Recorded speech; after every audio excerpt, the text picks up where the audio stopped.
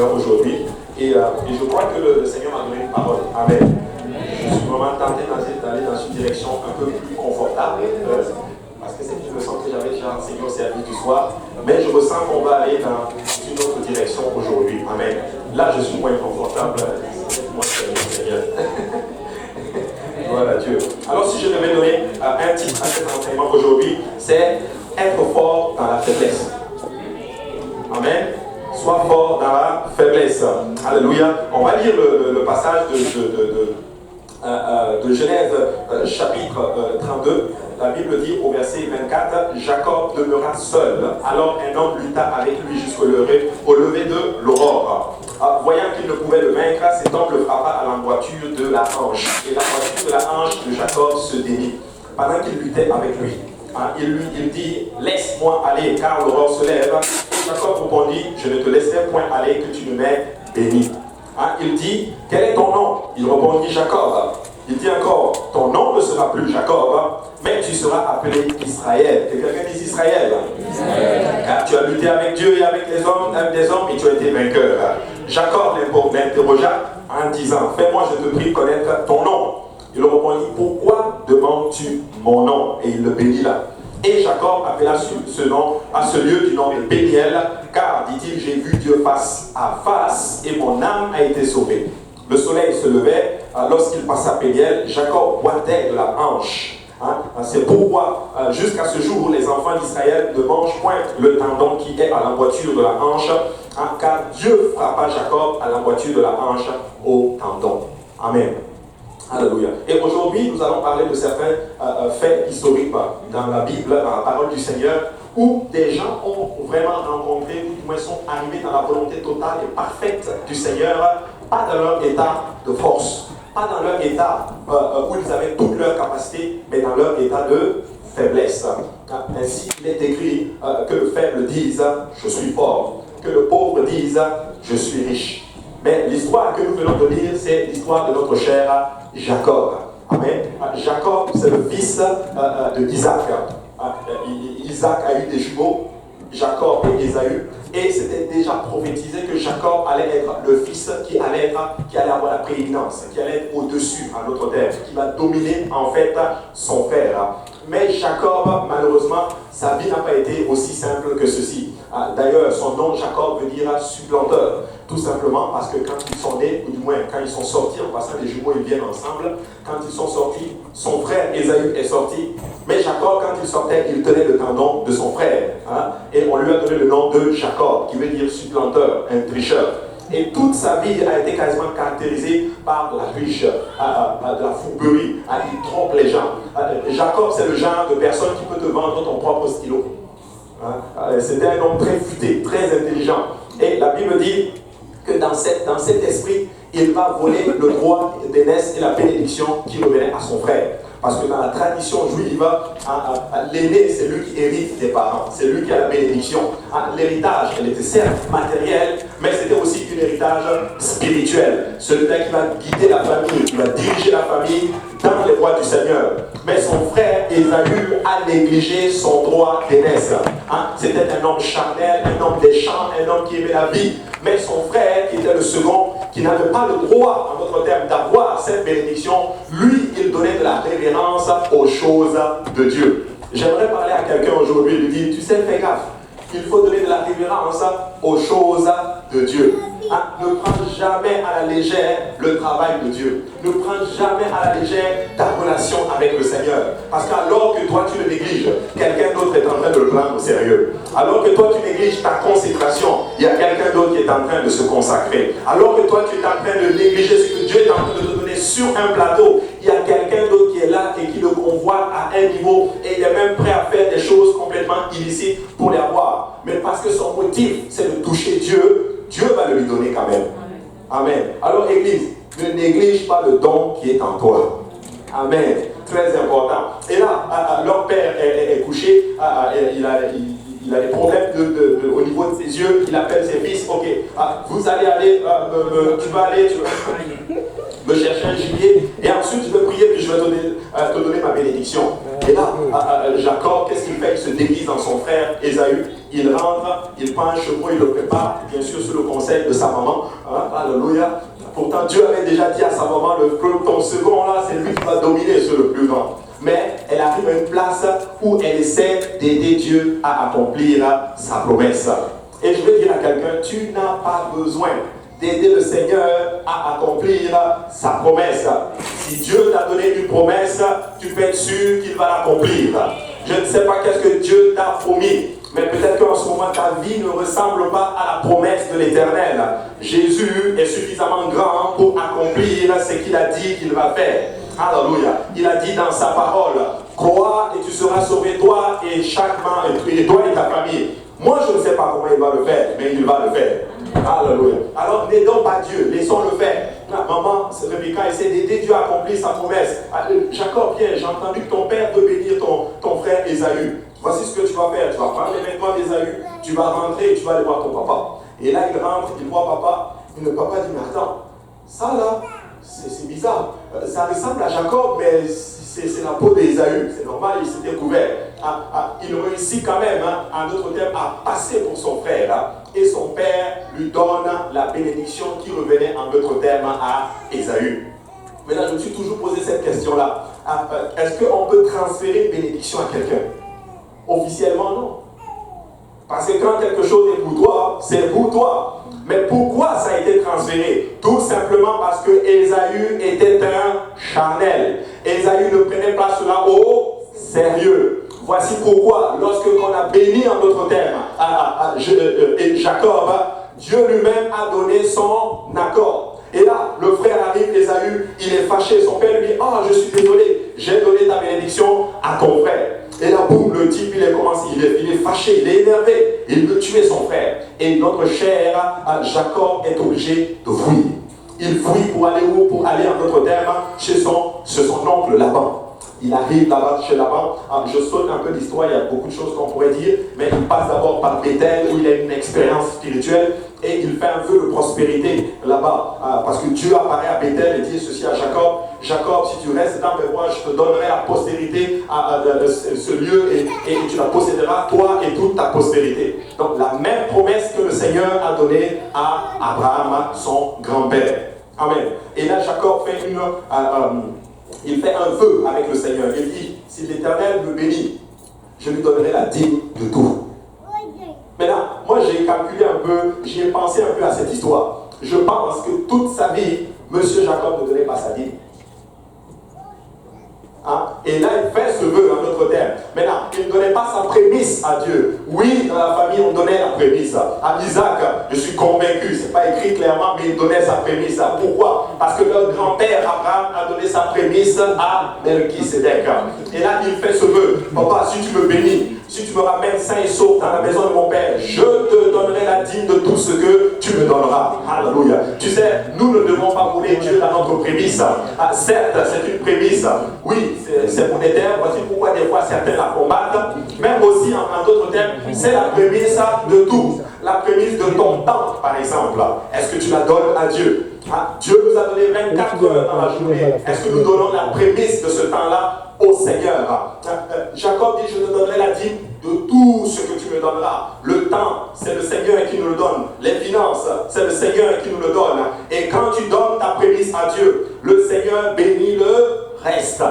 Beaucoup de personnes perdent leur bénédiction parce qu'ils essaient de tricher le Seigneur, ils essaient de voler le Seigneur. Quand tu lis les Écritures, tu vas te rendre compte de quelque chose. La malédiction vient lorsque tu triches le Seigneur. Allez voir dans le livre de Malachie. Malheur parce qu'il vole le Seigneur. Amen. Quand tu étudies encore, la malédiction vient lorsque nous négligeons le travail de Dieu. Il est écrit, malheur à celui qui fait le travail de Dieu avec négligence. Amen. Donc très important. Et là, il fait cette promesse et il arrive chez Laban. Son oncle Laban va aussi le tromper, en d'autres termes. Il va changer le salaire de Jacob plusieurs fois. Et Jacob aimait ce Laban avec deux filles, Léa et Rachel. Mais Jacob aimait Rachel, mais il n'aimait pas Léa. Et il dit, ok, d'abord moi je vais travailler pour toi pendant 7 ans pour Rachel, parce que je l'aime. Et la Bible dit qu'elle était belle de figure. Amen. Il travaille 7 ans et au moment où il devait épouser la fille, il s'attendait à voir la belle Léa. Il a eu la délicate la belle Rachel, il a eu la délicate Léa. C'est ce que la Bible dit, c'est le mot qu'il utilise. Amen. Elle avait les yeux délicates. Et là, boum, il se lève le matin. Ah, mais ce n'est pas Rachel. Hein? Pourquoi? Son oncle l'a trompé. Maintenant, j'ai toujours eu des problèmes avec ceci. Comment se fait-il que tu te retrouves avec une femme qui n'est pas celle qui t'est promise? Amen. Et tu consommes quand même la nuit avec, et tu te rêves et tu es étonné que ce soit elle. Je n'étais pas pour vous. Hein? Mais regarde, ma femme est là. Tu sais, même si tu me bandes les yeux, je vais savoir que c'est elle. Amen, non. Juste son odeur déjà, je sais que c'est elle. Ah, amen. Mais monsieur Jacob ne savait pas. Ah, il s'est réveillé et je vais vous dire pourquoi je pense qu'il était dupé. Parce que je suis convaincu qu'il avait bu. Amen. Il était sous, il était ivre. Il ne savait pas. Et il est allé avec une femme qu'il n'aimait pas. Et quand il s'est réveillé le matin, oups, c'est Léa. Ah, il va voir là-bas, mais attends, qu'est-ce qui se passe? C'est pas pour elle que je t'ai doté 7 ans de travail. Bah ouais, c'est vrai, c'est pas elle. Mais chez nous, on ne marie pas la première avant. On ne marie pas la cadette avant. Pourquoi tu ne m'as pas dit ça avant? Hein? Pourquoi? Il est en train de récolter ce que lui-même avait sémé. Il a trompé son père, quelqu'un d'autre est en train de le tromper. Pour dire à quelqu'un ce que tu sèmes, tu finiras par le récolter, en d'autres termes. Et là, il va vivre cette vie comme ceci. Il travaille encore 7 ans. Et là, il a maintenant la belle Rachel. Il va faire sa vie avec, je saute cette partie-là, et la vie chez l'amant va être un peu difficile pour notre cher Jacob. Il est intelligent, il est un peu fou aussi, il est riche, il est prospère, les choses vont bien, mais il y avait quelque chose qui manquait dans la vie de notre cher Jacob. Sa vie n'est pas exactement comme il veut. Lis bien le texte, il a ses brebis grandissent, il est prospère, tout va bien, il a des enfants et tout, et en plus de cela, il a des servantes et tout va bien. Mais il y a quelque chose qui ne va pas. Son oncle Laban va changer plusieurs fois son salaire. Et là, Jacob est tanné de ceci. Il se lève, il prie, il demande au Seigneur, il dit, Seigneur, je retourne chez moi. Mon frère veut me tuer, mais ici la vie n'est pas si facile que cela. Moi, je retourne chez moi à la maison. Et là, il prend le chemin du retour à la maison. Et là, c'est le texte que nous venons de lire. C'était vraiment tout ça pour vous amener là. La Bible dit qu'il reste seul à un moment donné dans un endroit. Genèse chapitre 32, verset 24, la Bible dit, Jacob demeura seul, alors un homme lutta avec lui jusqu'au lever de l'aurore. Rappelez-vous qu'il est sur le chemin du retour. Il est en train d'aller rencontrer son frère à qui il a volé sa bénédiction. Rappelez-vous, il est riche, il est prospère, il a des enfants, il a des épouses. Tout va bien. Mais au retour, en d'autres termes, il y a certainement une crainte qui est dans son cœur. Mais il dit ceci, je préfère aller rencontrer mon frère que de vivre chez un homme qui me triche, un homme qui me vole, un homme, en d'autres termes, qui change à chaque fois mon salaire. Je ne peux pas vivre littéralement dans cette condition. Et je vais dire à quelqu'un aujourd'hui, certains d'entre nous, nous avons vécu dans le monde. Tu sais, le diable nous a beaucoup maltraités. Le diable nous a fait des choses que nous ne pouvons pas imaginer. Certaines personnes, si on sortait vos témoignages ici, ce que vous avez fait quand vous ne connaissez pas le Seigneur Jésus-Christ, si on les déballait ici, vous allez dire, oui, vous allez venir ici avec des masques pour qu'on ne vous reconnaisse pas. Moi-même, ma vie, si je vous disais tout ce que j'ai fait quand je ne connaissais pas Jésus, vous allez dire que non, ça c'est pas pasteur à vous. C'est bel et bien pasteur à vous. C'est parce que quand Jésus l'a pris, Jésus l'a lavé complètement. Alléluia. Jésus l'a rempli de son esprit. Alléluia. Et aujourd'hui, il paraît un homme nouveau. Alléluia. Et là, il avance, il marche. Et il arrive à un endroit. Et la Bible dit, son frère a appris qu'il est en train d'arriver. Son frère Ésaü prend aussi ses hommes avec lui et ils viennent pour le rencontrer. Et là, Jacob envoie des gens, écoute, vous allez aller intercepter mon frère. Je vais faire partir des moutons, des brebis, et vous allez le calmer avec ceci. Rappelez-vous, c'est un homme complètement futé. Il est intelligent. Il sait que son frère le déteste. Mais qu'est-ce qu'il fait? Je vais d'abord envoyer des troupeaux. Je vais envoyer des brebis. Je vais envoyer des cadeaux. Pour essayer de gagner sa confiance et son pardon. Peuple de Dieu, des fois nous pensons un peu comme dans le monde. Tu sais, tu as offensé quelqu'un. Mais tu penses que c'est avec tes cadeaux, tu penses que c'est avec ton argent que tu vas avoir le pardon de la personne. Dans certains cas, ce n'est pas les cadeaux qu'on a besoin. Dans certains cas, la personne a besoin que tu t'humilies devant lui. Et Jésus-Christ n'a pas besoin de nos cadeaux, littéralement. Il est le roi des rois, il a tout. À certaines personnes, ils vont vivre une vie de péché. Mais tu sais quoi? Ils vont venir à l'église, ils vont mettre la dîme et toutes ces choses, et ils vont satisfaire leur conscience avec ceci. J'ai quand même été à l'église, mais ils continuent à vivre dans le péché. Non, Jésus ne veut pas ça. Jésus veut que quand tu viennes devant lui, que tu te répandes sincèrement. Nous ne pouvons pas impressionner le Seigneur avec nos cadeaux. Nous ne pouvons pas impressionner le Seigneur avec l'argent que nous donnons. Tu ne peux pas impressionner le Seigneur avec tout ce que tu fais. Mais si tu vas impressionner le Seigneur, c'est lorsque tu te donnes toi-même d'un cœur sincère, alléluia, à Jésus. Seigneur Jésus, me voici. Prends-moi. Ça, c'est le meilleur des cadeaux. Mais M. Jacob, il vit avec la pensée que l'homme est achetable.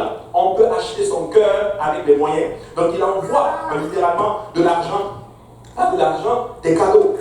Et son père arrive. Son père, le problème, c'est qu'il n'avait pas compris que son frère était aussi prospère. Dieu l'avait aussi béni. Donc, tu ne peux pas influencer un milliardaire par $100. Il est aussi riche. Tu ne peux pas l'influencer, notre cher. Et là, boum, il ne comprend pas. Ces gens reviennent lui dire, Jacob, ton frère est vraiment en train de venir avec tout au plus 400 personnes là. Ça, ce n'est pas un comité d'accueil. Et là, notre cher Jacob se gratte la tête. Qu'est-ce qu'on va faire? Il va diviser le camp en deux. Il va laisser partir littéralement une partie du camp, l'autre partie du camp, et lui-même, il reste seul.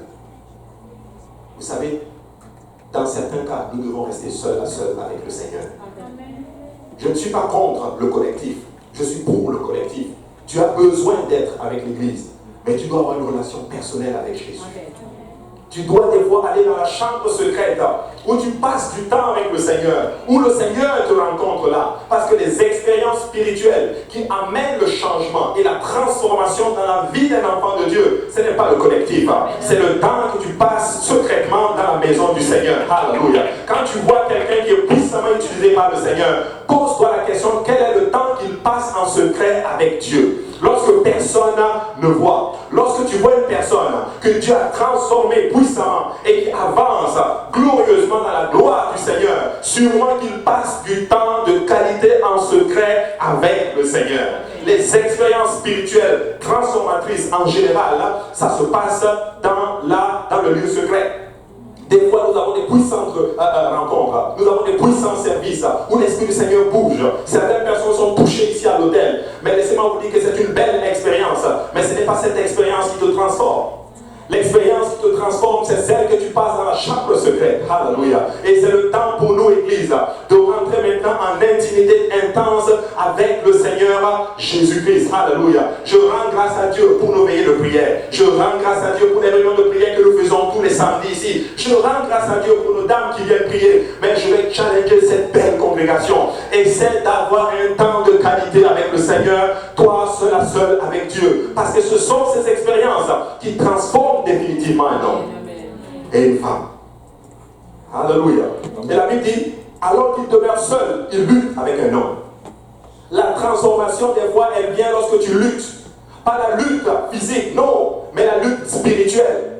Où tu sens qu'il y a quelque chose en toi qui doit changer. Tu entres dans cette intimité avec le Seigneur. Tu déposes ceci devant le trône de la grâce. Et tu parles à Jésus jusqu'à ce qu'il t'amène dans un endroit où toi-même tu es convaincu que cette chose est définitivement partie. Amen. Alléluia. Et là, voyant qu'il ne pouvait le vaincre, cet homme le frappa à la bouture de la hanche et la bouture de la hanche de Jacob se dérit pendant qu'il luttait avec lui. Il luttait avec cet homme. Nous ne savons pas qui est cet homme, ou du moins jusqu'à là. Nous ne savons pas qui il est, mais nous voyons un Jacob fort, puissant, riche, en train d'avoir une expérience spirituelle. Je bénis Dieu que ça nous ait été révélé dans le livre de Genèse, parce que la Bible dit qu'il est resté seul. Qui a donné cette révélation? C'est Jésus qui a donné, parce qu'on pense que le livre de Genèse a été écrit par Moïse. Donc le Seigneur lui a révélé une expérience spirituelle. Écoute-moi bien, alors que tu passes du temps avec Dieu, toi tu as l'impression que personne ne voit. Mais laisse-moi te dire que quand tu passes du temps en secret avec le Seigneur, lui va te récompenser ouvertement devant tout le monde. Alléluia. Peut-être que tu es dans la maison du Seigneur, tu fais certaines choses, personne ne le voit, pasteur ne le mentionne même pas, mais c'est toi qui travailles. Alléluia. C'est toi-même qui pries pour ton pasteur, tu pries pour ton église, tu pries pour tes enfants, tu pries pour ton mari, mais personne, alléluia, ne sait. Laisse-moi te dire prends à profit de ta famille, à profit de ton église, le Seigneur te le rendra ouvertement. Alléluia. Et il luttait, la voiture se déhanche. Cet homme était aussi extraordinaire. Il a frappé la voiture de la hanche de notre cher Jacob. Pourquoi il a touché la hanche et pas une autre partie de son corps? Parce que la hanche, c'est une partie importante de ton corps. Sans hanche, c'est difficile en d'autres termes de fonctionner normalement. En d'autres termes, cet homme a touché le point central littéralement de la vie de notre cher Jacob. Tu sais, le Seigneur, des fois, quand il te rencontre, il va toucher un point central dans ta vie. Il va toucher un endroit sur lequel tu t'appuies. Et au verset 26, la Bible dit, il dit, laisse-moi aller car l'aurore se lève. Et Jacob répondit, je ne te laisserai point aller que tu ne m'aies béni. Ça m'intéresse beaucoup. Écoutez-moi bien, mes frères et sœurs. Ce que je vais dire est très important. Il lutte avec un homme. Sa hanche est démise. Quand ta hanche est démise, là, ça veut dire que pour le restant de ta vie, tu as une canne. Tu es vieilli avant le temps. Tu deviens vieux avant le temps. Il change, il enlève toutes les forces, toutes les béquilles sur lesquelles tu t'appuies. Et à ce moment-ci, cet homme lui dit, laisse-moi partir. Et notre cher Jacob déclare, moi, je ne te laisse pas partir tant que tu ne m'es pas béni. Écoute-moi bien, ces béquilles sur lesquelles nous nous appuyons, c'est des fois nos finances. Dieu, des fois, peut enlever tout ton argent. Il peut enlever ton travail sur lequel tu t'appuies, pensant que c'est ça qui te donne à manger. Il peut t'enlever même des relations, des amitiés, que tu penses en d'autres termes que sans ça, tu ne pourras jamais vivre. Le Seigneur est capable d'arriver et il casse tout ceci. Il casse ta hanche. Et il te dit maintenant, laisse-moi partir. Que vas-tu répondre? Laisse-moi partir. Tu as perdu tout. Toutes ces choses sur lesquelles nous nous appuyons. Et des fois, et qu'en est-il s'il arrive et qu'il touche ta santé? Et il te dit maintenant, laisse-moi partir. Laisse-moi partir. Est-ce que tu vas répondre comme notre cher Jacob? Jacob dit non. Moi, je ne te laisse pas partir tant que tu ne m'auras pas béni. Cet homme était déjà béni matériellement. Il avait des troupeaux, il avait des femmes, il avait des enfants, il avait tout.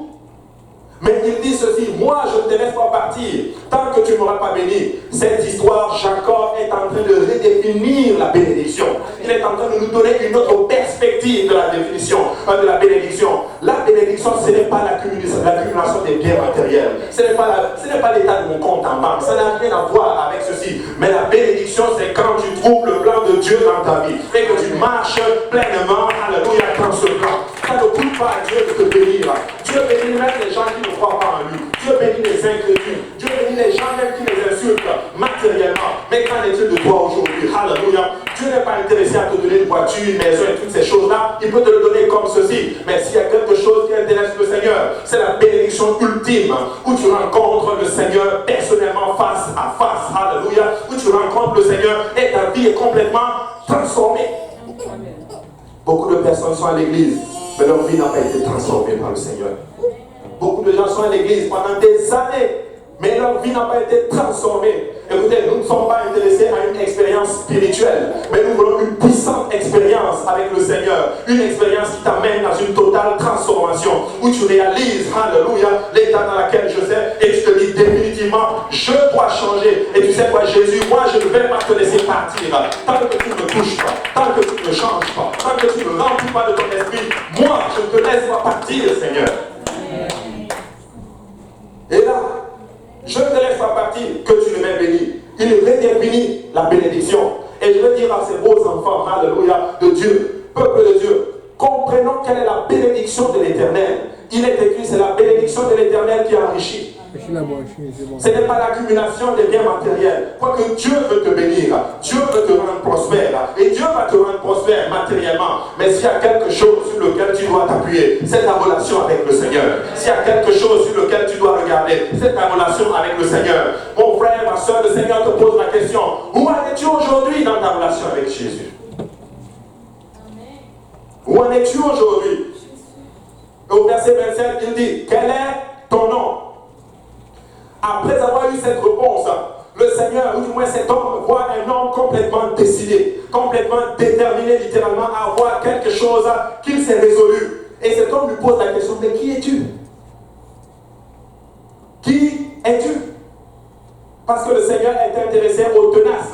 N'est-ce pas qu'il est écrit, alléluia, il arrive un temps où le royaume de Dieu est forcé. Amen. Seuls les violents s'en emparent. Pas les violents dans le physique, mais les violences spirituellement. C'est des gens qui sont prêts à tout pour le Seigneur. Ils sont prêts à tout pour leur relation avec le Seigneur. Rien ne peut les empêcher de vivre pour Jésus. Ah, tu casses un pied, ils prennent l'autre pied pour servir le Seigneur. Tu casses un bras, ils prennent l'autre bras, ils servent le Seigneur. Et quand ils n'ont pas le bras, à l'intérieur d'eux, il y a déjà tout un être spirituel qui est en train de louer le Seigneur. Alléluia. Tu prends leurs finances, ils servent Dieu. Alléluia. Tu prends tout ce qu'ils ont. Ils disent, Seigneur, me voici. Et ils déclarent comme Job, même si tu me tues, je vais quand même te faire confiance. Hey, les Jacob, c'est des gens qui sont tannés. C'est des gens qui sont fatigués d'arriver à une place où leur vie est complètement toujours la même, mais qui veulent une réelle expérience avec Jésus-Christ. Alléluia. Je veux parler à quelqu'un aujourd'hui. Veux-tu une réelle expérience avec Jésus? Ou est-ce que tu veux juste du superficiel? Parce que je ne suis pas là tout simplement pour te donner la chair de poule. Alléluia. Je ne suis pas là pour prêcher juste pour que tu aies la chair de poule et que tu sortes d'ici et que tu dis, oh, le service était bon aujourd'hui. Ah, mais si je suis là aujourd'hui, c'est que cette parole doit te transformer. Amen. Nous ne sommes pas à la recherche des fans, peuple de Dieu. Il y en a qui disent, oh, j'aime beaucoup aimer tes prédications. N'aime pas mes prédications, applique mes prédications. Amen. On ne veut pas les fans, on veut juste des disciples. Amen. Prends la parole de Dieu, applique-la dans la vie et marche dans la sainteté. Alléluia. Marche dans la confiance avec le Seigneur. Et peu importe ce qui va se passer, Jésus va te protéger. Le Seigneur est en train de te défier ce matin. Amen. Certains d'entre vous, c'est sûr que vous avez payé un prix fort pour être ici. Et le Seigneur, qui es-tu? Quel est ton nom? Toi, tu es qui? Pourquoi es-tu tanné? Écoute, quel est ton nom? Et pour la première fois, ce type qui était fourbe, qui a passé toute sa vie à tromper les gens, voici ce qu'il déclare: je suis Jacob. Rappelez-vous, son père terrestre lui a posé cette question lorsqu'il est allé le voir. Mais qui es-tu? Je suis Isaac. Plutôt, je suis Ésaü. Parce qu'il voulait voler la bénédiction. Sa pensée n'était pas encore renouvelée. Il pensait que dans la vie, pour avoir des choses, il utilise son intellect et toutes ces choses. Mais le Seigneur est en train d'amener à une autre dimension notre cher Jacob. Qui es-tu? Et pour la première fois de toute sa vie, il dit la vérité. Je suis Jacob. Ça veut dire ceci: je suis un tricheur. Je suis un voleur. J'ai passé toute ma vie à tromper les gens. Voici ce que je suis. Cet homme n'était pas un homme ordinaire. Cet homme était un homme extraordinaire. Cet homme savait qui il était. Mais quand il pose la question, c'est parce qu'il veut que la personne réalise littéralement qui il est réellement. Et le Seigneur te pose aussi cette question: qui es-tu? Écoute, si tu es un voleur, tu n'as pas besoin de me le dire. Dis ceci à Jésus: voici ce que je sais, je suis Seigneur Jésus. Il faut que tu me changes. Je suis un tricheur, un fou. Toute la nuit, je suis dans la pornographie. Hier, j'étais avec même ma maîtresse et tout. Pas moi là, j'ai l'histoire. Alléluia. Mais Jésus, c'est ce que je suis. Toute ma vie, j'ai affecté ma famille. Toute ma vie, mon comportement a ruiné ma famille. Matériellement, financièrement, spirituellement. Voici ce que je suis. Tel est mon nom. Et le Seigneur te pose la question aujourd'hui. Parce que beaucoup, quand ils viennent, ils ne veulent pas que le Seigneur leur pose cette question. Ils veulent que le Seigneur leur pose d'autres questions. Que veux-tu que je fasse pour toi? Qu'est-ce que tu veux aujourd'hui? Mais le Seigneur te pose aussi une autre question. Et quand il te pose la question, ce n'est pas parce qu'il ne connaît pas la réponse. C'est parce qu'il veut que toi-même tu réalises l'état dans lequel tu es. Qui es-tu? Je suis Jacob. C'est ce que je suis. Toute ma vie, c'était ça. J'ai trompé mon père. J'ai trompé mon frère. J'ai trompé Laban. Je l'ai triché. Et lis bien même le texte. Lui aussi n'était pas aussi sérieux. Il a probablement trompé son frère. Toute ma vie, je passais mon temps à tromper les gens. J'ai procédé d'être un faux type. À chaque fois que tu essaies d'être quelqu'un d'autre, ça va toujours engendrer des problèmes. N'essaie pas d'être ce que tu n'es pas. Quand je suis venu à Dieu, il y avait un esprit de religion sur moi. J'avais des talismans. des versets coraniques écrits sur des talismans qu'on m'avait donnés, soit disant que ça allait assurer ma protection. Mais quand j'ai rencontré Jésus, une nuit avant que j'étais seul dans ma chambre, et je priais, l'Esprit du Seigneur a commencé à lutter avec moi. Et il a attiré mon attention, il dit, regarde dans ton tiroir. Et là j'ai compris, et ces talismans, qu'est-ce que tu fais? Tu m'as dit que tu m'as donné ta vie. Qu'est-ce que tu fais avec ces choses? Il m'a dit, prends-les et jette-les. J'ai pris ces choses et je les ai jetées au nom du Seigneur Jésus. Ma vie n'a plus jamais été la même depuis ce jour. Je dormais bien. Ces choses ne sont pas venues contre moi. Parce que même s'ils venaient, ils ne vont pas me trouver. Ils vont retrouver celui-là qui vit en moi. Et plus grand est celui qui vit en toi que celui qui vit dans le monde. Il répondit Jacob. Et au verset 28, il dit encore, ton nom ne sera plus Jacob, mais tu seras appelé Israël. Car tu as lutté avec Dieu, avec des hommes, et tu as été vainqueur. Alléluia. Dieu dit, alors qu'il répond juste à la bonne question, Dieu dit aujourd'hui, je te change. Aujourd'hui, tu n'es plus Jacob, mais aujourd'hui, tu es appelé Israël. Laisse-moi te dire que quand Dieu te rencontre, alléluia, il change ton nom, alléluia. Et le changement de nom, c'est pas juste quelque chose sur un papier, sur ton acte de naissance. Quand il touche ton nom, il touche ton âme, il touche ton esprit, il change littéralement ton identité. Tu n'es plus juste un enfant du diable, mais tu es devenu enfant de Dieu. Alléluia. Quand Dieu te touche, il est intéressé à te changer complètement ton identité. Mais beaucoup de personnes veulent une touche superficielle du Seigneur. Une touche où les besoins matériels sont rencontrés, mais pas les besoins spirituels et intérieurs. Peuple de Dieu, Dieu est intéressé à te changer aujourd'hui. C'est le temps à partir de, je prie que à part aujourd'hui, quand tu vas quitter ce service, que ta vie spirituelle est changée, cela pour de bon. Pourquoi venir à l'hôtel pour les mêmes péchés, les mêmes problèmes, les mêmes situations, toujours les mêmes problèmes? Un prédicateur vient, on va venir pour toi, le service est puissant, tu cries un peu, alléluia, expérience spirituelle, l'émotion. Je ne suis pas contre l'émotion, peuple de Dieu, mais la vraie relation, alléluia, avec Jésus, c'est lorsque ta vie est changée. Amen. Ce n'est pas la chair de poule. Vivre dans l'esprit, ce n'est pas juste venir à l'église et avoir un temps où on saute, on crie. Vivre pour le Seigneur Jésus, c'est quand tu sors lundi, lorsque le péché arrive, tu dis, moi je ne fais pas ça parce que je suis un enfant de Dieu. Je ne fais plus ça. Je ne vole plus, je ne triche plus. Je suis un enfant de Dieu. Ou tu dis non. Ton nom ne sera plus Jacob. Quand le Seigneur te rencontre, il change ton nom. Voici pourquoi nous prêchons la repentance, le baptême dans le nom de Jésus. Lorsque tu entres, alléluia, et que tu viens devant cet autel, pardonne-moi, Seigneur Jésus. Voici ce que je suis. Hey, il va te faire entrer dans ses eaux. Et lorsqu'on invoque le nom de Jésus sur toi, tu n'es plus en d'autres termes Abou Soufiane. Tu es Abou Soufiane quand on demandait Jésus. Il change ton nom. Ton identité a changé. Et lorsqu'il te voit, lorsque le diable te voit, ça c'est un enfant de Dieu. Alléluia. Je venais pour chercher Jacob, mais attends, c'est Israël qui est devant moi. Hey, Israël veut dire prince. Israël veut dire celui qui lutte avec Dieu. Israël veut dire celui-là qui a été transformé par le Seigneur. Ton nom, tu seras fait Israël, car tu as lutté avec Dieu. Tu as lutté avec Dieu. Peut-on lutter avec Dieu et vaincre? Non, oui. Mais qu'est-ce que Dieu a aimé ici? Dieu a aimé cette détermination de notre cher Jacob. Il est déterminé. Rappelez-vous, c'est Dieu lui-même qui l'a frappé pour qu'il lâche. Maintenant, je vais vous donner une petite révélation. Le Seigneur, des fois, va te donner une des excuses pour lâcher. Lui-même va te frapper pour que tu lâches. Il va t'amener à une place où tu perds tout. Il va t'amener à une place où tu vas voir certaines choses, même dans la maison du Seigneur. Est-ce que tu prends la décision de quitter, de partir? Vas-tu dire, moi je quitte cette église parce qu'on ne m'a pas fait ça? C'est le Seigneur qui est en train de te frapper. Vas-tu quitter l'église parce qu'on n'a pas chanté par exemple ta meilleure chanson? Vas-tu quitter l'église parce que moi je suis arrivé, personne n'est venu me rendre visite? Vas-tu quitter l'église? Moi j'ai appelé le pasteur, il n'a pas répondu. Vas-tu quitter l'église? Je suis venu à l'église, tel m'a regardé croche.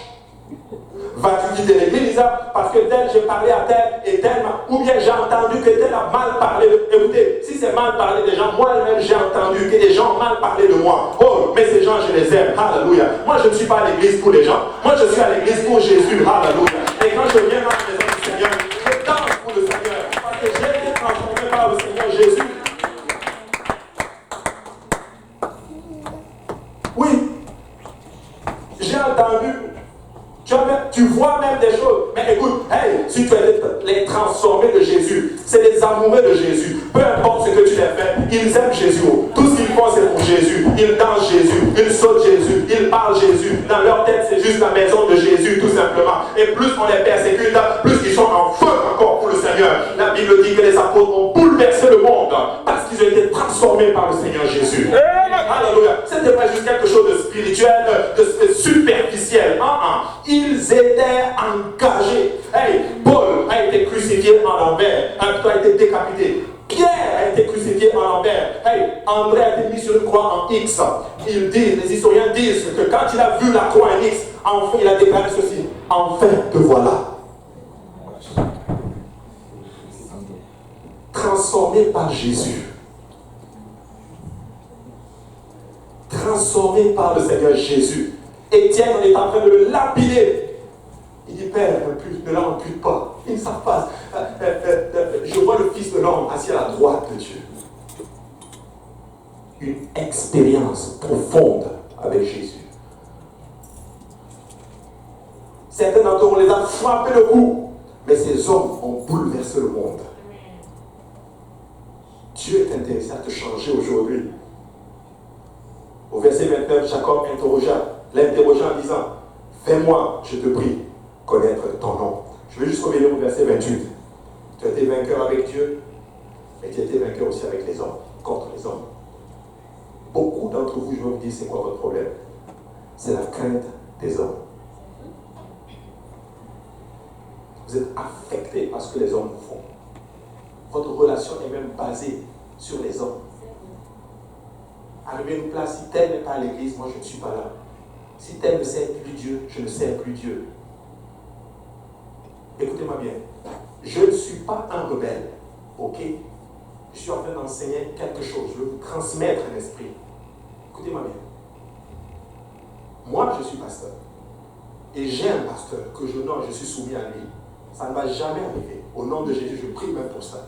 Mais tu sais quoi? Même si lui ne sert pas Dieu, moi je vais servir Dieu. C'est ça que je veux que vous compreniez. Je l'ai dit, je veux vous amener à une place de non-retour. Où tu honores celui le leader, mais tu as une relation au-delà du leader, tu regardes à Jésus. Oui. Certaines personnes, c'est comme ça qu'ils fonctionnent. Dieu dit que tu as été vainqueur, tu as même vaincu les hommes. Ça veut dire qu'aucun homme ne peut t'empêcher de servir le Seigneur. Amen. Même pas une relation. Alléluia. Même pas ton gosse au travail. Personne ne peut t'empêcher de servir Jésus. Ni la mort, ni ces choses, ni aucune autre créature ne pourra nous séparer de l'amour de Dieu manifesté en Jésus-Christ. Aucun homme, alléluia, aucune femme, alléluia, ne peut arriver une place et te détourne. Hey, regarde bien les Écritures. Il y a des femmes qui ont détourné les hommes de Dieu. David est tombé sur Bathsheba. Ce que je suis en train de dire, fais gaffe. Israël, Jacob est arrivé à une place. Dieu dit, tu as vaincu les hommes. Ces gens, peu importe ce qui arrive, ils sont décidés par Dieu. Ils vivent totalement pour Dieu. Ah, j'ai une relation qui a beaucoup affecté ma vie et c'est maintenant que c'est pour ça que je ne sers plus le Seigneur. Hey! Oh, je vais à l'église, mais la personne que j'aime, comme il ne m'aime pas, moi je quitte l'église. C'est triste à dire, mais ça existe. C'est pour ça que vous voyez dans certaines églises, quand un pasteur tombe, toute la moitié de l'église tombe. Ils partent de l'église. Vous savez pourquoi? Ces gens étaient accrochés à l'homme. Ils n'avaient pas encore vaincu les hommes. Écoute-moi bien. Ça ne va jamais arriver au nom de Jésus. Je l'ai déjà dit. Si je tombe, ne me suis pas. Amen.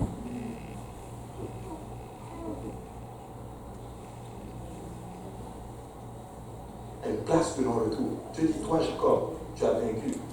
Là, tu es transformé, tu n'es plus Jacob. Tu es Israël. Tu es un prince, tu es mon fils. Je te prends, tu deviens mon enfant. Jacob appela du nom. Et là, au verset 29, la Bible dit, Jacob l'interrogea en disant, fais-moi, je te prie, connaître ton nom. Il répondit, pourquoi demandes-tu mon nom? Et il le bénit là. Cet homme ne lui a pas révélé son nom. Jacob lui a donné son nom. Jacob pose la question à cet homme, quel est toi, ton nom à toi? Pourquoi tu veux savoir mon nom? Il l'a juste béni et il est parti. Il n'a pas eu accès au nom. Lis bien le texte. Cet homme, c'était qui? C'était l'ange de l'Éternel. C'était Dieu sous forme angélique. Dieu lui-même qui est venu. Mais Dieu ne lui a pas révélé le nom secret. Mais je connais un peuple qui connaît le nom qui est au-dessus de tous les noms. Alléluia. C'est le nom de Jésus. Alors, qu'en est-il de toi? Alléluia. Quelle est la révélation de qui est Jésus? Et toi, tu n'es pas encore transformé par la parole et la puissance du Seigneur Jésus. Tu as toutes les révélations, toute la Bible. Tu as même des iPads qui te permettent de rechercher la parole du Seigneur, d'atteindre certaines révélations. Mais ta vie n'est pas encore transformée par la parole du Seigneur. Toujours les mêmes problèmes, toujours les mêmes vices, toujours les mêmes situations. Ça ne change pas. Hey, tu as une part à jouer. Jésus a déjà fait sa part. Il a donné sa vie pour toi. Il a donné l'esprit. C'est à toi maintenant de vivre dans l'esprit. Dis juste non au diable. Amen. Et il dit ceci au verset, il l'a juste béni et il est parti. Au verset 20, Jacob appela ce lieu du nom de Péniel, car il dit, j'ai vu Dieu face à face. Péniel veut dire ceci, la face de Dieu. La face de Dieu. Église, tu peux être à Béthel, la maison de Dieu, mais tu n'as pas encore vu Péniel, la face de Dieu. Parce que Jacob était déjà passé à Béthel. C'est à Béthel qu'il a fait le vœu de prospérité. Si tu me bénis, je te donne la dîme de tout. Dieu l'a béni, mais il n'avait pas encore atteint Péniel.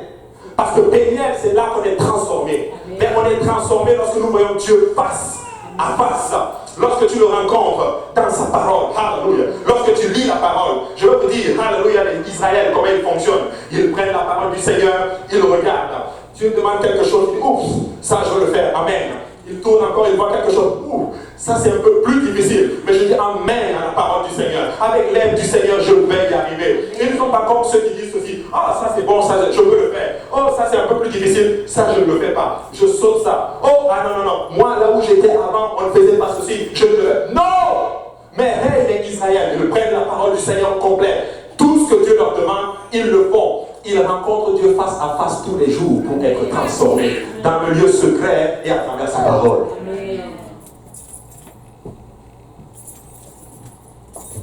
Mais nous ne voulons plus rencontrer le Seigneur. Alléluia. Nous sommes rendus dans le collectif, dans le superficiel. Hey, je ne veux pas faire de critique.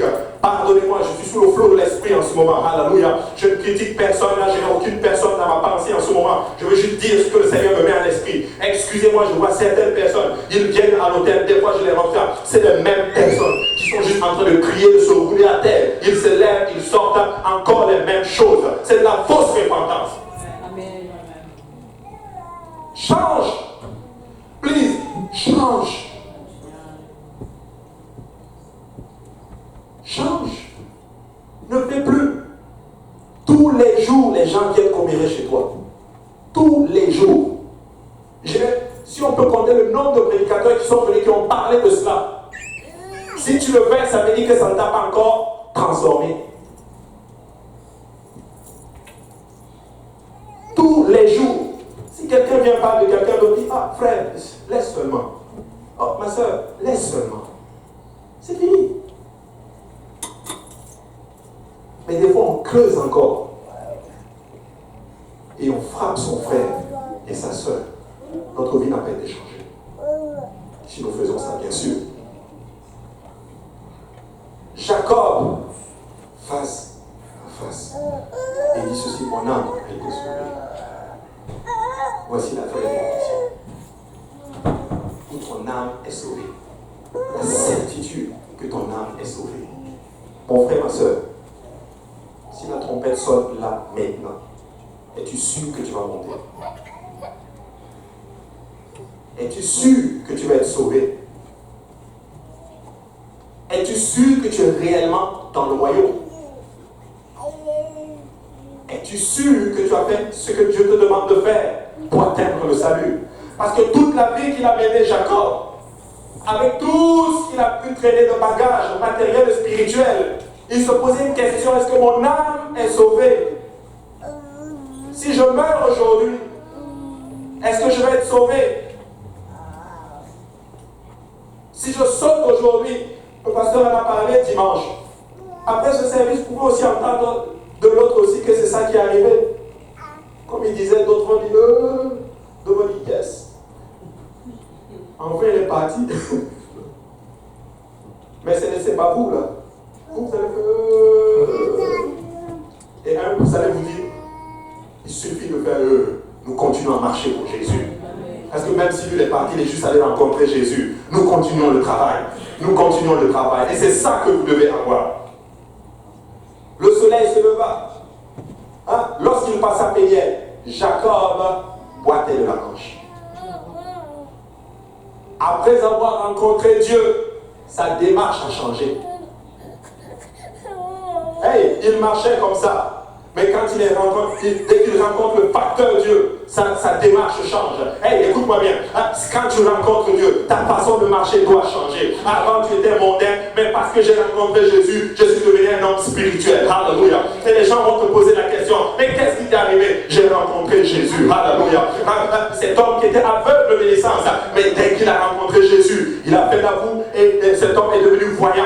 De telle sorte que les gens nous ne le connaissons pas. Mais qu'est-ce qui t'est arrivé? Hey, il y a un homme, alléluia, nommé Jésus, alléluia. C'est lui qui m'a donné la vue. Hey, un jour j'étais aveugle, mais parce que j'ai rencontré Jésus, je suis maintenant voyant. Un jour j'étais juste, je boitais, mais quand j'ai rencontré Jésus, je marche maintenant correctement, alléluia. Hey, un jour j'étais dans la religion, mais quand j'ai rencontré Jésus, il a brisé les chaînes de la religion, alléluia. Je ne suis plus esclave du péché, mais je suis enfant de Dieu.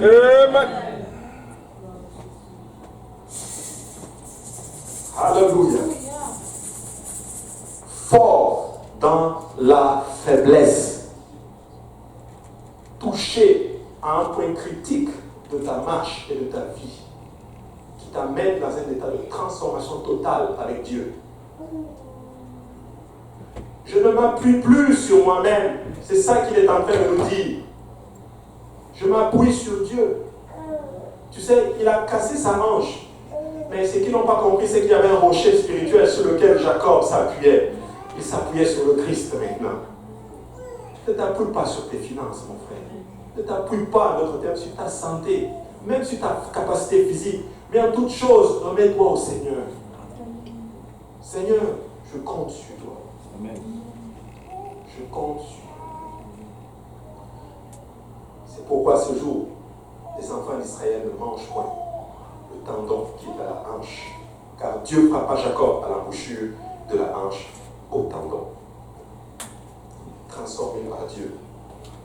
Et lorsque son frère Ésaü est arrivé, il voit un homme qui boite.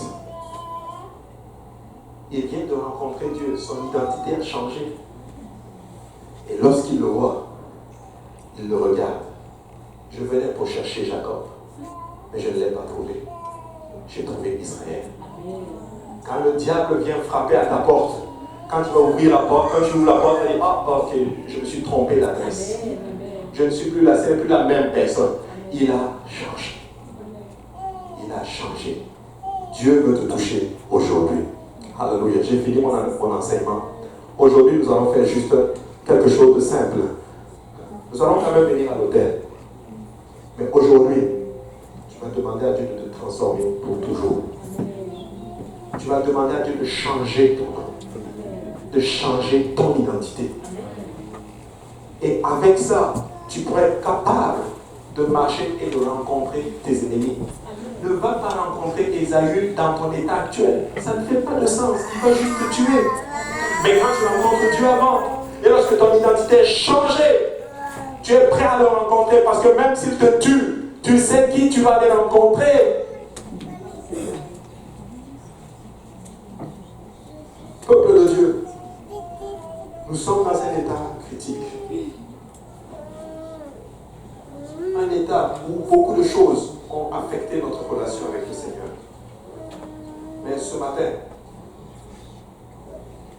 j'aimerais t'encourager aujourd'hui à prendre une décision. Tout ceci, c'est pour te pousser à prendre une décision. Je veux te dire quel est mon rôle dans ta vie. Ce n'est pas de te contrôler, ça ne m'intéresse même pas ça. J'ai une vie à vivre. Mon but, c'est de te pousser à prendre une décision. C'est tout.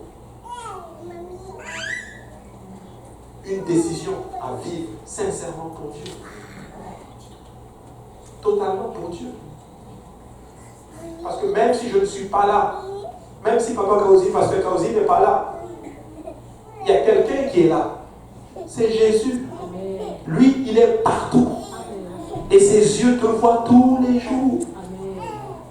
Quand tu marches, imagine Jésus en train de marcher à côté de toi. Ça va t'aider. Ça va m'aider. Si vous êtes là aujourd'hui, que votre vie n'a pas été transformée, ça commence tout simplement par l'obéissance à l'évangile. Où nous venons à l'autel, nous nous répandons de nos péchés. Tu as encore des péchés avec toi. Au nom de Jésus, toi-même, tu sais au fond de toi que tu n'es pas entré dans ces eaux au nom de Jésus. Par immersion. Il y a l'eau et tout ce dont tu as besoin. Tout ce que je peux faire, c'est te pousser à prendre un choix. Mais je ne peux pas faire ce choix pour toi. Si tu sais que tu n'as pas été baptisé par immersion au nom de Jésus, car c'est ça qui ôte tes péchés, tu as tout. Pour le Seigneur te rencontre. Il te pose la question, quel est ton nom? Et il veut te donner un nouveau nom. Le nom qui est au-dessus de tous les noms. Et il promet qu'il va te remplir de son esprit, qui va t'aider à vivre pour lui.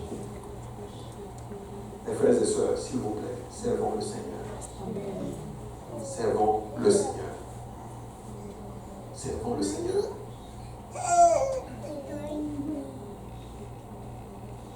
Moi aussi, je grandis dans le Seigneur. Et alors que je grandis dans le Seigneur, ma rencontre aussi avec Dieu, mon intimité avec Dieu m'amène aussi à d'autres perspectives. Je vous dis, c'est quoi ma pensée maintenant? Ma pensée, ce n'est même pas d'avoir une grande église. Dieu m'a dit, ne cherche pas une grande église. Cherche à faire ma volonté. Je veux que ta vie change, c'est tout. Je veux que ma vie change. Je veux que tu abandonnes. Quand tu vas rentrer ici, si tu es dans le péché, tu vas sortir et tu ne vas plus faire ce péché. C'est ça que je veux. Ainsi, quand la trompette va sonner, tu auras fait ce que tu as fait pour être sauvé, pour monter au ciel. Alors, aujourd'hui, nous allons nous lever tous ensemble.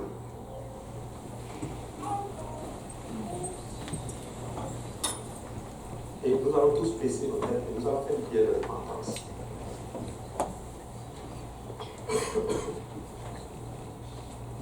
Nous allons prier et je vais aussi prier pour l'Église. Et je vais aussi prier pour moi-même. Parce qu'après avoir prêché ceci, je vais aussi être défié. Parce que j'ai aussi une vie que je dois vivre devant Jésus. Peuple de Dieu, ce ne sont même pas mes prédications qui vont me sauver. C'est ma relation avec Jésus, sérieuse avec Jésus, qui va me sauver. Personne ne sera avec toi après. Personne ne sera avec toi quand tu seras d'autres thèmes face à la tentation. Mais si cette parole, l'Esprit de Dieu habite en toi et que cette parole est rentrée en dedans de toi, tu vas avoir la force de dire non. Alors nous allons prier. Et chacun de nous, nous allons parler à Dieu. Nous allons visualiser littéralement ces choses qui nous empêchent d'être vraiment là où Dieu veut qu'on soit. Et comme je l'ai dit, si tu es là aujourd'hui et que tu n'as pas encore été baptisé au nom de Jésus, Peut-être que tu te poses la question, tu te dis, j'ai été baptisé quand j'étais enfant. Les apôtres ne baptisaient pas, l'église primitive ne baptisait pas les enfants. C'est les pères, pas un pater. Mais on baptisait ceux-là qui ont cru et qui se sont repentis. Peut-être que tu es là aujourd'hui, tu te dis, le pasteur Abou, moi j'ai été baptisé au nom du Père, du Fils et du Saint-Esprit. Regarde dans la Bible, tous les gens étaient baptisés au nom de Jésus. Parce qu'il est une question de nom. Parce que lorsque le nom est appliqué, c'est là que l'identité change. Nous allons te baptiser au nom du Seigneur Jésus pour le pardon de tes péchés. Tu te dis, qu'est-ce que je fais si je ne sais même pas comment j'ai été baptisé, pasteur Abou? Je te dirais, fais-le, baptise-toi au nom de Jésus, afin que ta conscience puisse être tranquille et purifiée. Et si tu es là aujourd'hui et que tu luttes toi-même toujours par les mêmes choses, laisse-moi te dire qu'aujourd'hui, si tu fais une sincère repentance et que tu demandes la force au Seigneur, tu vas vaincre ce vice. Alléluia. Alors prions tous ensemble. Alléluia. Seigneur Jésus, nous te rendons grâce, nous te bénissons. Nous voulons te dire comme quoi nous sentons ta conviction aujourd'hui, Seigneur. Ce n'est pas basé sur une capacité oratoire, ce n'est pas basé sur une façon de parler, non. Parce que c'est ton esprit qui travaille dans nos cœurs, Seigneur Jésus. Papa, nous voulons être transformés, nous voulons être changés, Seigneur. Je t'en prie, aujourd'hui, je te le demande, Seigneur, humblement, Seigneur. Seigneur, toute personne sous le thème de nos voix, change-les. Change-les totalement, Seigneur. Afin que nous soyons prêts à te rencontrer lorsque la trompette va sonner. Parce que nous avons la foi que la trompette va sonner, Seigneur Jésus. Mais à quoi sert un homme de gagner le monde entier s'il perd son âme? Seigneur Jésus, touche-nous aujourd'hui d'une façon personnelle, d'une façon puissante aujourd'hui, Seigneur Jésus. Que ce ne soit pas des émotions ou des expériences surnaturelles, des expériences superficielles. Non, nous voulons une expérience puissante et réelle avec toi, Seigneur Jésus. Aujourd'hui, touche. Aujourd'hui, change, Seigneur. Aujourd'hui, Seigneur, tape à la hanche. Frappe-nous à la hanche s'il le faut, Seigneur. Corrige-nous s'il le faut, Seigneur. Mais ma démarche doit changer, Lord. Et nous ne voulons pas te laisser partir d'ici tant qu'on n'a pas été béni.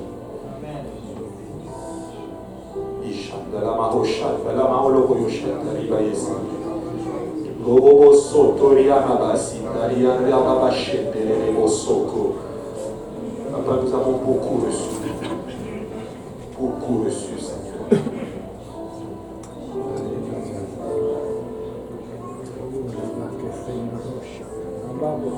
Nous avons beaucoup reçu, Seigneur.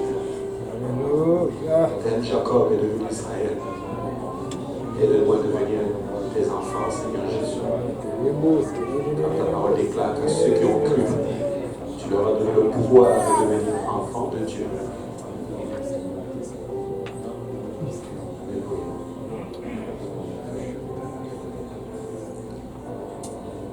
Je ne veux pas appeler tout le monde à l'hôtel. Je vais appeler ceux-là qui sont vraiment décidés à vivre dans un réel changement avec le Seigneur.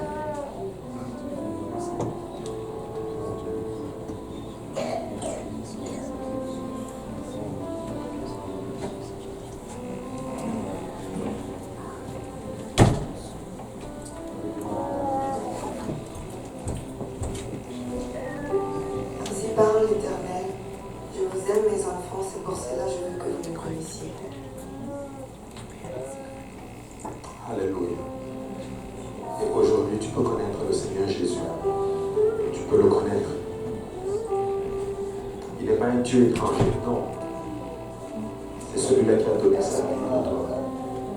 La Bible dit que lorsque le temps est accompli, Dieu s'est manifesté dans la chair. Dieu a pris un corps de chair et il est venu sur cette terre et il a marché avec nous. Lorsqu'il est venu, il a donné sa vie. Il est mort crucifié en croix pour toi et moi. Pour toi, tu changes. Aujourd'hui, Jésus veut te rencontrer personnellement. Aujourd'hui, Jésus veut vraiment te rencontrer personnellement. Il n'y a personne. Il n'y a pas ton frère, il n'y a pas ta soeur, il n'y a pas tes amis, il n'y a pas ta femme, il n'y a pas ton frère. Aujourd'hui, c'est ta relation avec Jésus. C'est ta relation avec Jésus. Même tes enfants ne sont pas là. Peuple de Dieu, tout homme va se tenir devant le grand roi.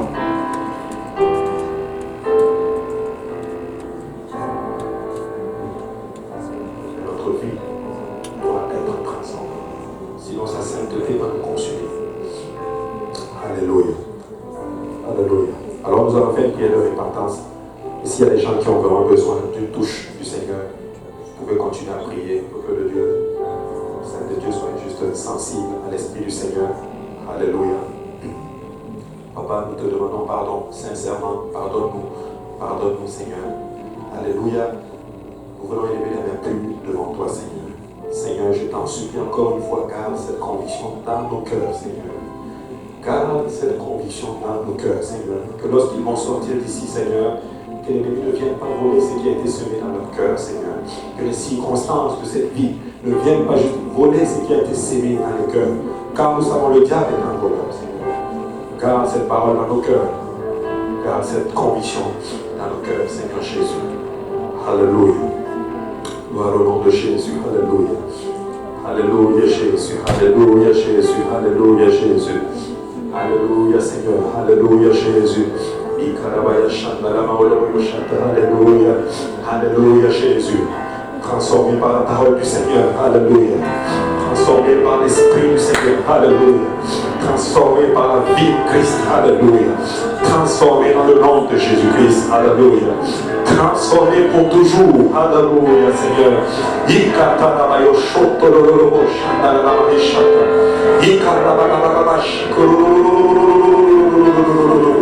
Ça ne fait pas de sens, mon frère, ma soeur. Ça ne fait pas de sens. Mais c'est dans la faiblesse que nous avons la force du Seigneur. Alléluia. Gloire au nom de Jésus. Gloire au nom de Jésus. Alléluia. Et si vous êtes là aujourd'hui, que vous n'êtes que baptisé au nom de Jésus, comme je l'ai mentionné, ça ne prend que votre obéissance. Si vous êtes là, que vous n'avez jamais été rempli de l'Esprit du Seigneur, vous n'avez jamais parlé en d'autres langues, laissez-moi vous dire, Église, alléluia, tu peux être rempli aujourd'hui du Saint-Esprit. Tu peux être rempli par la puissance de l'Esprit, alléluia. La puissance de la résurrection, alléluia. La puissance de la transformation, alléluia. La puissance que le Seigneur te donne pour vaincre, alléluia, ce monde, pour vaincre l'ennemi de ton âme, alléluia. Tu peux, alléluia, recevoir la puissance de l'Esprit aujourd'hui.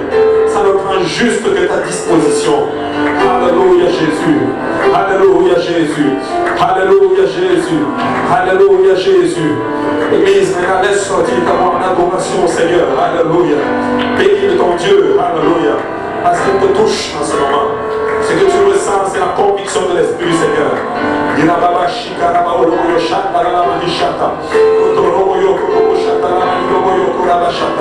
Gloire au nom de Jésus, gloire au nom de Jésus. Alléluia, alléluia Jésus. Alléluia, alléluia Seigneur. Gloire à ton Seigneur, Papa. Alléluia. Tu es digne de gloire, Seigneur Jésus. Tu es digne de gloire, Seigneur Jésus. Tu es celui qui touche, Seigneur Jésus. Tu es celui qui change, Seigneur Jésus. Alléluia. Gloire à toi, Seigneur. Gloire à toi, Jésus. Alléluia.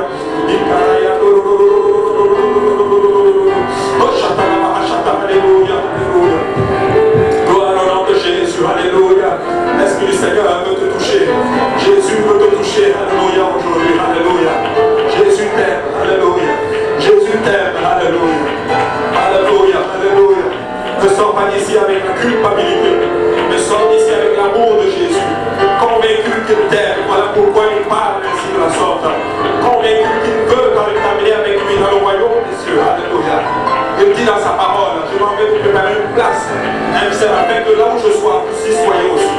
Alléluia. Alléluia. Alléluia. C'est réel. C'est réel. Ne résiste pas à la parole. Ne résiste pas à l'Esprit de Jésus. Alléluia. Alléluia. Alléluia Seigneur. Alléluia Jésus. Alléluia Jésus. Alléluia. Comme je l'ai mentionné, vous avez la conviction, vous pouvez y obéir. Amen. Alléluia. Que le Seigneur vous bénisse. Vous pouvez toujours continuer à prier si vous voulez prier. Que la grâce du Seigneur soit avec vous. Amen.